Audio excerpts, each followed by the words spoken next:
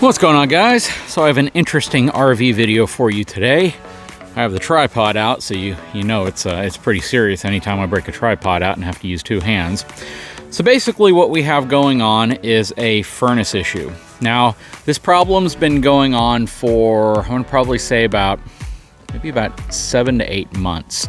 And the reason why I haven't addressed it is because I haven't really had a need for the furnace. So I've been putting it off, and I figure it's time I tackle it. So let's talk about what's going on. Hang tight, I'll be right back.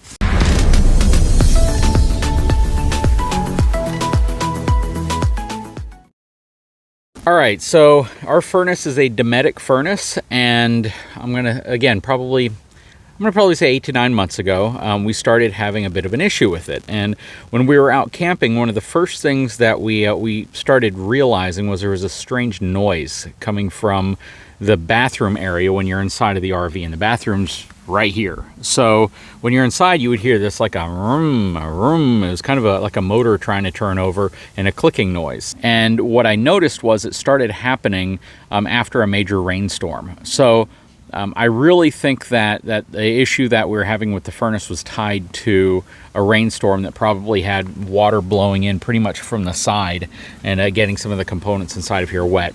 So I took this apart on the last trip that we went on, finally to try to tackle it, because it's finally getting a little cooler out here, and next time we take the RV out, we're probably going to want to use the furnace. So I wanted to get this resolved. I found the part that I believe is broken, and I'm going to go ahead and swap it out. So let's go ahead and get this panel taken off so I can start going through the process of removing the bad board. Okay, so to remove the cover, it's really just 4 screws. So I'm just going to unscrew the 4 screws at the corner.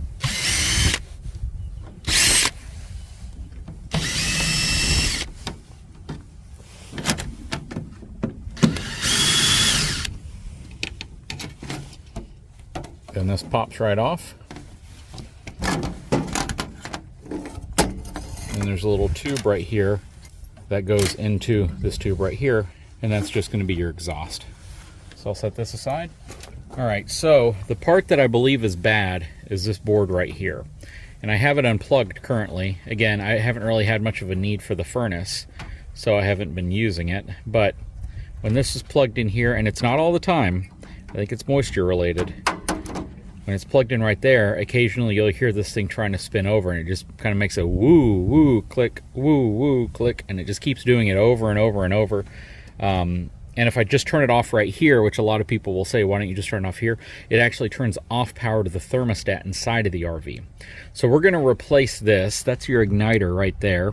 You can actually see where it says automatic ignition system right here. We're going to replace this entire board, and it should be relatively easy.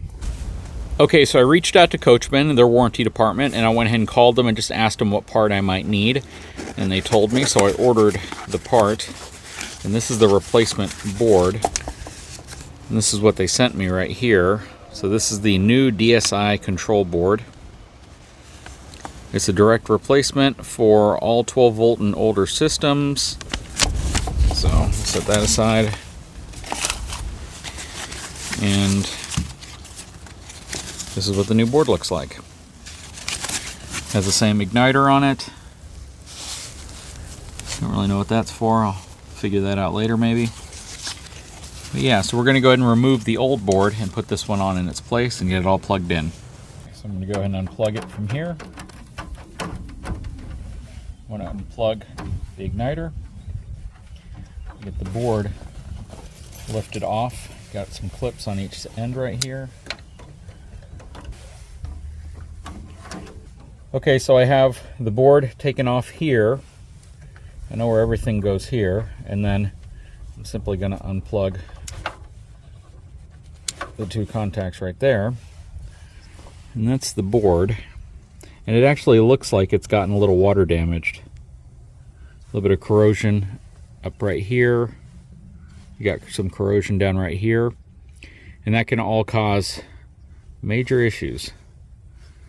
Yeah, so again, I think water somehow got into this area. It could have been when the RV was getting prepped for when we bought it, and maybe it just ate through because they pressure sprayed it maybe on the outside here, and it could have caused some of these problems. But yeah, you definitely want to avoid getting water and moisture into some of these areas, because you know, you can have problems with parts like this. So we're going to go ahead and get the new board and swap it out. Okay, so here is the new board. Let's go ahead and get this thing all wired up.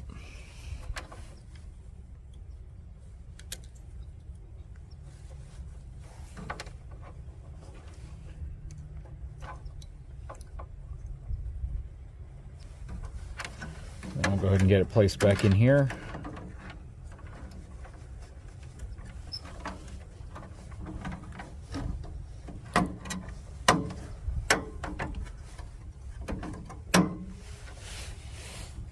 And we'll put this plug back on.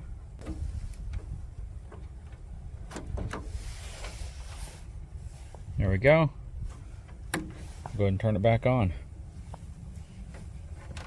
And that's it. Got a brand new control board in here now, and I think we're good to go.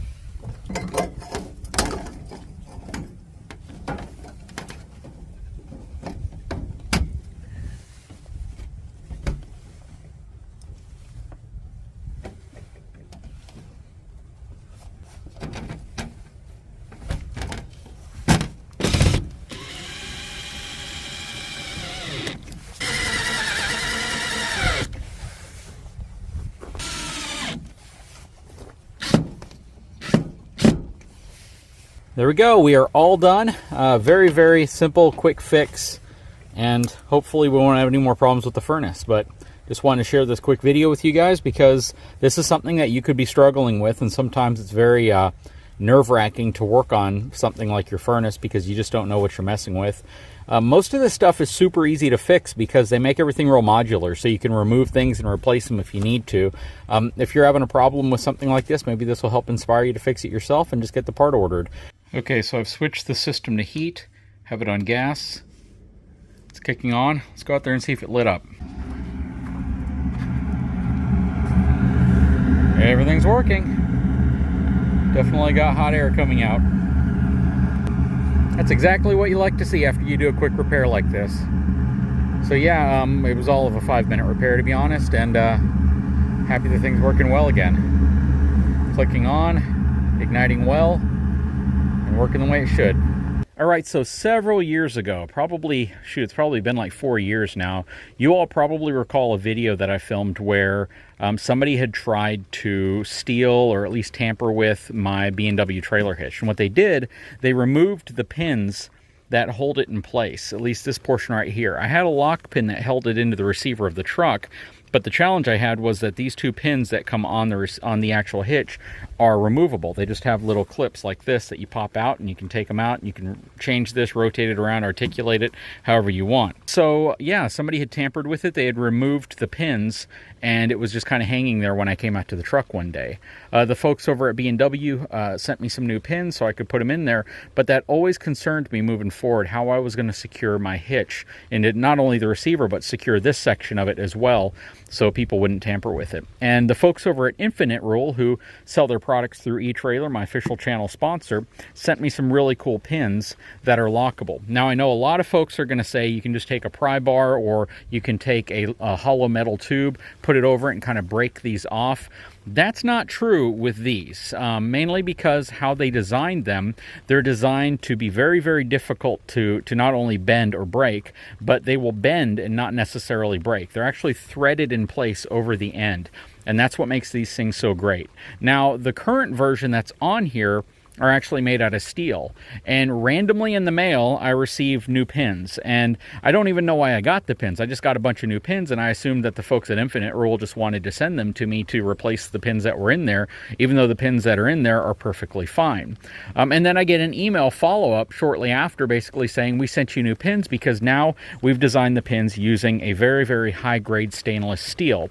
And I think part of the driver for that was, even though the original pins, which are steel, aren't bad at all, and they could eventually start to rust a little bit, I suppose, but they're made so well that in reality they'll probably outlast your vehicle. Even though they were perfectly fine, he said, at the price point we sell these for and what they're designed to do, people expect stainless steel. So he wanted to manufacture a pin that was made to very, very high tolerances, very, very strong, but out of stainless steel. And it still uses the same kind of unique keyed design where you put the key in and it threads into place and then locks. And then you have these little indexes right here that you can see probably on the front.